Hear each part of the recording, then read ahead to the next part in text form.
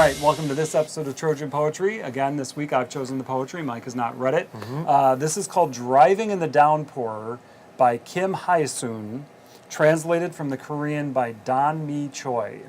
Ms. Hyesoon was born in 1955 and she lives in South Korea. And she's a professor and a poet in Seoul. All right, here we go. Driving in the Downpour.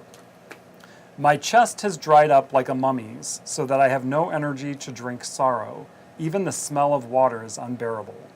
While the cars speed over the puddles of water, leaving their elongated red taillights behind them, why am I going over the Andes alone under the blazing sun? Why are the birds flying out from the flaming hat of the western sky? Why is the face of the mummy in the Lima Museum wet, even though it's dead? Even at night, my car's windshield wipers place a cold, wet towel on my forehead, and yet, why am I still going over the Andes where not even a single patch of green can grow because it is too high up here? Why is this mountain range endless even when I keep going over it again and again? Why does the mummy still clasp its dried-up chest with its arms? Why are the mummy's fingers wet like clay being kneaded on the potter's wheel that has momentarily stopped spinning? Why is the car at a standstill like a toppled water glass as the raindrops on top of its hood quickly bloom, then break apart and rise again like a crown made of water? Why did the car stop moving and stand idly at the street corner? Why did the mummy turn its head sideways and keep still in the middle of going over the Andes where the hot snowfall never gets turned off? Why am I breathing like a lungfish, opening and closing my mouth? Why have I lived so long in the same body? Am I sighing under my heavy dress? Are my eyes open or closed? In a night of a heavy rainfall, why does the vast Andes appear in front of me again and again?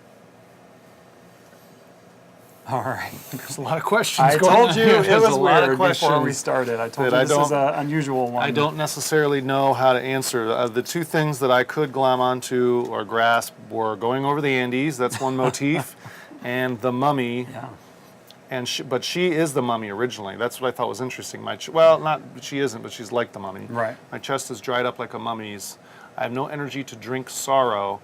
And that second line is, what a great image. Even the smell of water is unbearable. Right. What is that? I guess, when it is raining in the springtime, there is a certain smell, when you walk outside and it's muddy and musty. And Well, is it that she's like a mummy, something has mummified her, drained her of all water, and she can't even think about getting wet and becoming un-mummy-like? So she's like a husk. She's just Right. dried out. And even the smell of water is unbearable because she can't imagine rehydrating. Yeah, Right? not being a mummy. Right. But then the question is, or one of them, what made her into a mummy? And what does that have to do with the Andes? Because if she's in South Korea, the Andes are in South America. Right. So...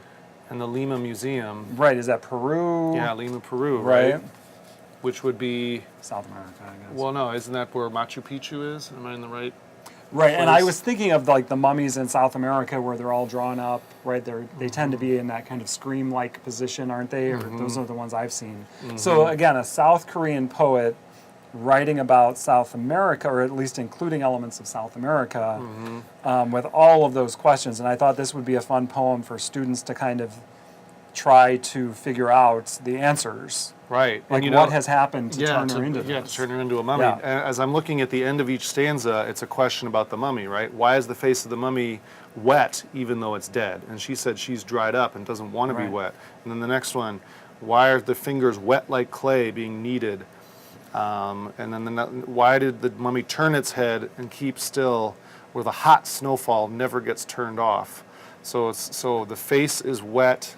It's the crying. mummy's wet, yeah, Right. and then it turns its head, which I thought was really creepy. Yeah.